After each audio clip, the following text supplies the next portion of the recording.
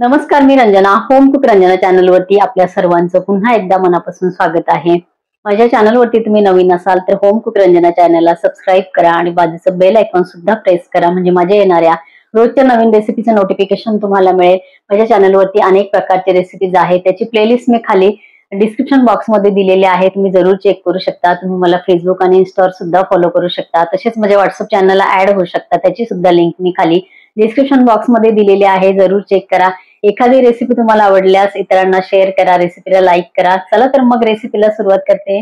चला मंडळी, मी आज बनवते ज्वारीपासून असा पदार्थ जो दिसायला तर एकदम छान दिसणारच आहे, पण चवीला सुद्धा अतिशय स्वादिष्ट लागणार आहे. 1 वाटी ज्वारी स्वच्छ धुवून आणि रात्रभर मी पाण्यामध्ये छान भिजून घेतलेली आहे. हे बघा, ज्वारी एवढी छान रात्रभर भिजते की सहज अशी नखाने ती ज्वारी तुटते.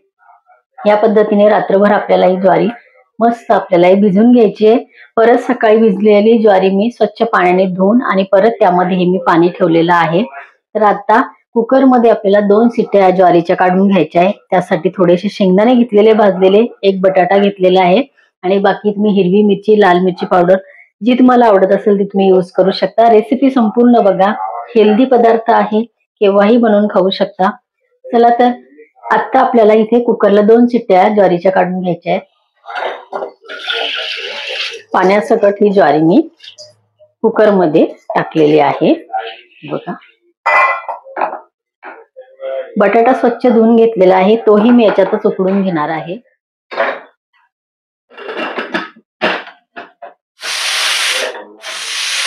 दोन शिट्टे झालेले आहे, मी गॅस बंद करते. कुकर आपला इथे पूर्ण वाफ कुकरची काढून आणि आपण हे बघा ज्वारी आपली कशी शिजलेली आहे, गाळ पण नाही आणि हे बघा मस्त मऊसूत झालेली आहे. आपला बटाटा बाजूला काढून याचं साल काढून घ्यायची आहे. चला, तर यातलं जे थोडंफार पाणी आहे ना, तर हे पाणी अगदीच खूप जास्त असेल तर हे पाणी काढून घ्या, आणि जर खूप कमी असेल, आता हे बघा अगदी काही फार याच्यामध्ये पाणी नाहीये, अर्धी वाटी पाणी असणार आहे, तरी सुद्धा हे पाणी मी असंच ठेवणार आहे.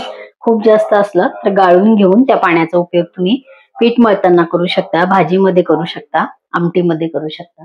तर मंडळी बघा, पाणी मी तुम्हाला नेमकं यात किती आहे हे दाखवणार आहे. तर मी एका चाळणीवरती संपूर्ण ज्वारी आपली गाळून घेतलेली आहे. छोटी अर्धी वाटी पाणी हे आहे. संपूर्ण पाणी निथळून आपल्या या चाळणीमधून जाणार आहे. तर कढई मी ठेवलेली आहे, कढईमध्ये मी घालते 1 टीस्पून तेल.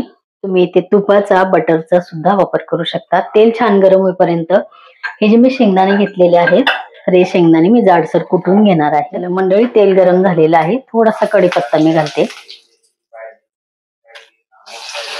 अर्धा टीस्पून मी घालते जिरे. इथे तुम्ही हिरव्या मिरचीचा वापर करू शकता, मी अर्धा टीस्पून घातलेली आहे. लाल मिरची पावडर,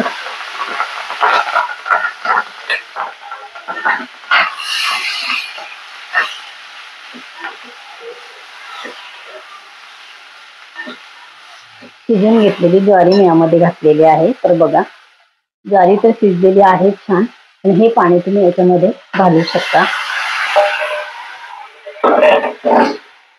अर्ध वाटी पाणी असेल तर तेवढं वापरा, जास्त असेल तर अर्ध वाटीच पाण्याचा वापर करा. बाकी पाणी तुम्ही दुसऱ्या कुठल्याही पदार्थासाठी वापरू शकता. 1 मिनिट पण झालेलं नाहीये, संपूर्ण पाणी जवळजवळ यातलं आटत आलेलं आहे आणि अजून छान आपली ज्वारी मस्त फुलून आलेली आहे. तर आता इथे आपण कुटून घेतलेले शेंगदाणे घालायचे आहेत.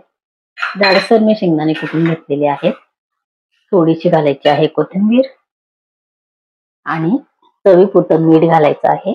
आणि बटाटा आपला छान उकडलेला आहे, त्यामुळे बटाटा आपण लेट घालणार आहोत. केव्हा घालायचा ते आपण इथे बघणार आहोत. चवीपुरतं घालायचं आहे मीठ.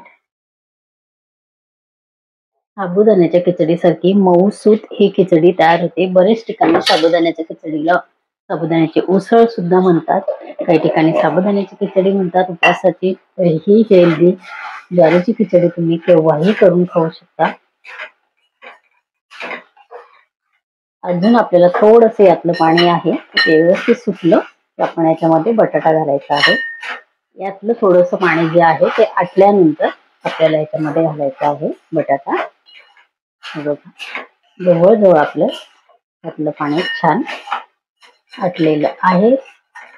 आता आपल्याला घालायचा आहे यामध्ये बटाटा. व्यवस्थित मिक्स करून